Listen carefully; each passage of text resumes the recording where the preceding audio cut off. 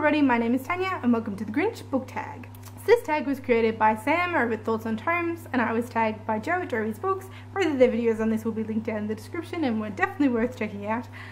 I have been deliberating about my answers for this since I was tagged. I'm not a very Grinchy person, so it's taken me a little while to get there, but I'm hoping I can embrace my inner Grinch and just let it all out for this video, because I have thought of a few things that bother me that might not be so popular. So let's see what happens. So the first question: half of the lights on the Christmas tree are burnt out. Name a book, character, series that started off well but then went downhill. And yes, I agree with the popular one that's going around at the moment, that Divergent trilogy started off really strongly and then by the end Allegiant just no. But what I am going to choose for this is something that I talked about in a wrap-up I read a few months ago, and that is Stranger in a Strange Land by Robert A. Heinlein. This started off so fantastic, I was so into it and loved it. It was an easy 5-star read, and then kind of halfway through something happens that I didn't really like, and then it got stranger, and just everything that happened after that I really didn't enjoy, really didn't care for. The second half was probably, you know, like a 2-star rating and just really went downhill, and I was so disappointed. Question number 2 is annoying great Aunt Sally who just won't leave you alone. Name a book that you didn't enjoy but everyone else seems to love, so it just doesn't go away. So this is going to be a hugely unpopular one, and I'm going to put a disclaimer on the front to say, no, I didn't finish this. Yes, I'm probably going to give it another chance another day, and I'm willing to be convinced, but I just had to put it down and could not get into it. And I know that Sam from Thoughts on Tomes read this recently and absolutely raves about it, but I'm sorry, but I just could not get through Shatter Me. So I read probably the first 50 pages of Shatter Me earlier in the year, and I just could not get into it. I just kept jolting myself out of the story by scoffing at the overly flowery prose. Like, it's just ridiculous. The descriptions in this book are just so over the top.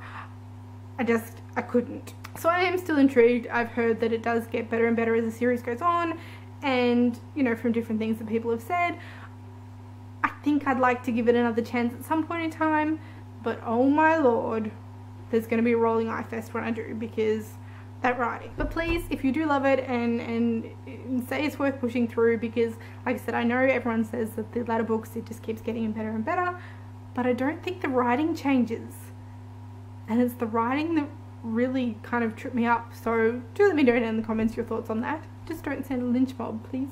Question number 3, your pets keep knocking over the Christmas decorations. Name a character that kept messing everything up for everybody else, not a villain. And this, I thought and thought, and I knew there was somebody that I wasn't thinking of, but I wasn't coming up with it, and I finally thought of it, and I know who I want to pick. And then it's Passepartout from Around the World in 80 Days by Jules Verne. This is in quite a comic way, although a frustrating way as well. This is the story of Phileas Fogg, the man who bets that he can circumnavigate the globe in 80 days, and he's recently hired a new valet, Passepartout, the bumbling Frenchman, and the amount of times that Passepartout jeopardizes that bet and jeopardizes their ability to get around the world in 80 days, I don't think you can count. There are so many times that he messes it up. It's not necessarily his own fault, but he just keeps messing everything up, and I don't know how Phileas Fogg doesn't kill him along the way. Question number 4, you hear your parents putting out the presents and learn Santa isn't real. What's the book you were spoiled for? And I thought about this, and I don't think I really have been spoiled on a lot of things at all. Like, I can't think of anything dramatic that I've been spoiled on. One thing I will say is some of the love triangles and some of the YA series, I'm pretty sure I know what the outcome actually is. One that springs to mind is the Infernal Devices series, which I haven't read anything by Cassandra Clare, and I do go through stages where I think I'd like to pick them up, and then it just hasn't happened yet. But I'm pretty sure I know how the love triangle in that series works out, so there's that, I guess. Question number 5, it's freezing outside, name a main character you just couldn't connect with.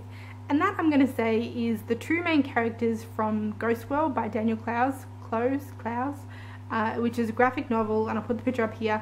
I read this earlier this year, I think, and I just couldn't connect with anybody, and I really didn't enjoy it. Now, I don't know whether it's because I wasn't a normal angsty teenager, but I just couldn't connect with either of them. Like, no. Question number 6, Mariah Carey's All I Want for Christmas Is You is playing non-stop on the radio and giving me anti-romantic feelings. Name a couple you just couldn't stand.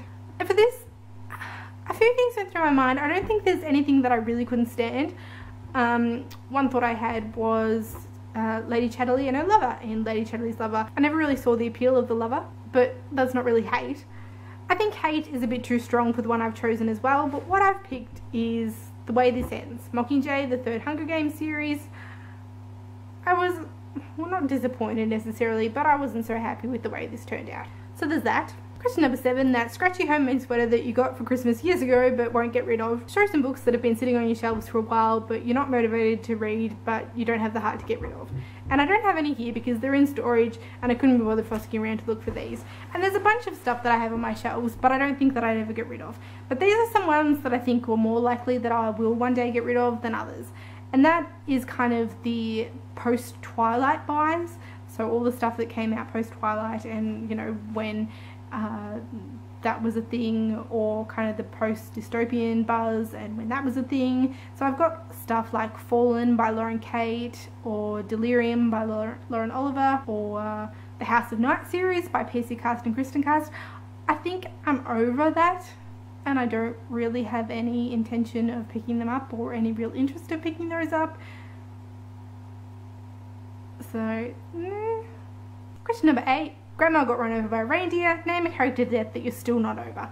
And to warn for spoilers. Well, I'm not going to do spoilers, but I'm going to show you the book that I'm talking about. And I'm sure those of you who read it will know what it is. But the death in this, The Elegance of the Hedgehog by Muriel Barbary, I just don't think is fair at all. So, that one. Oh, and I will have one Harry Potter one, so spoilers if you haven't read Harry Potter yet. So, when I put my hand down, it's safe to listen again. But Hedwig, was that really necessary? Really?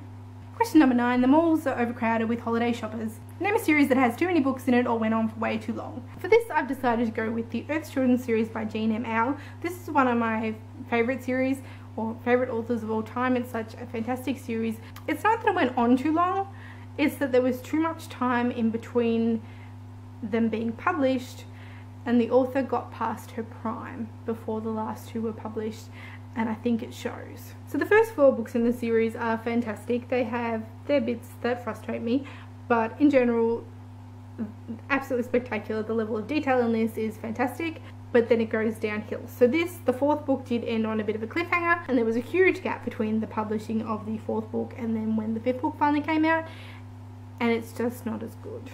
And then it took quite a while again for the 6th book to come out, and that one was even worse. Still fantastic, but just not on the same level as the first 4 books. So the last 2 books, The Shelters of Stone and The Land of Painted Caves, it finishes things off, and I'm glad she was able to finish off the story where she wanted to finish it off, but it either had to be the first 4 books as they were, or these 2, and Land of the Painted Caves in particular was just so long drawn out and so repetitive. Ugh. And question number 10 is The Grinch. Name a main character that you hate. And again, it can't be a villain. And again, I deliberated about this, but I've decided to go with, well, basically everybody in Wuthering Heights, but in particular Edgar Linton, because I just wanted to punch him in the face. And so that was my Grinch tag.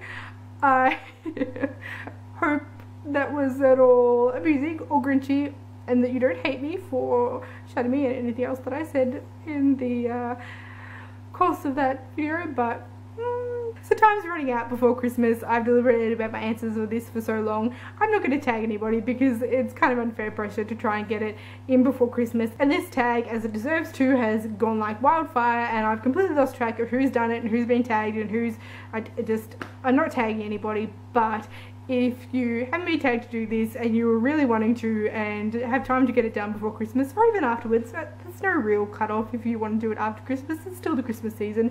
Please consider yourself tagged and let me know down in the comments so I can check your video out. As always, thank you all for watching, and I will see you next time. Bye!